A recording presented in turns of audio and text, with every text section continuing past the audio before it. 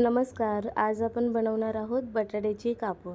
त्यासाठी मी इथे 2 मध्यम आकाराचे बटाटे घेतले आणि ते सोलून त्याचे पातळ काप करून घेतले आहेत. आता ही कापं मी पाण्यामध्ये एक 10 मिनिटांसाठी ठेवून देणार आहे. त्यानंतर पाणी त्याच्यातून काढून टाकायचं. त्यानंतर हळद, लाल तिखट, मीठ आणि थोडीशी आलं लसूणची पेस्ट टाकून ते व्यवस्थित मिक्स करून घ्यायचं आहे.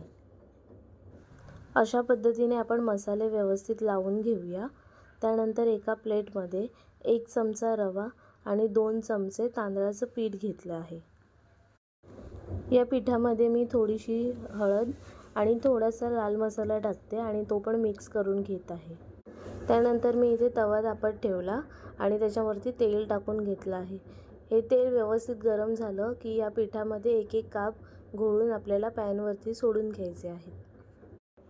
अशा पद्धतीने सर्व कापं मी इथे पॅनवरती सोडत आहे आणि ती व्यवस्थित आपल्याला अलटून पलटून दोन्ही साईडने आपण फ्राय करून घ्यायची आहेत.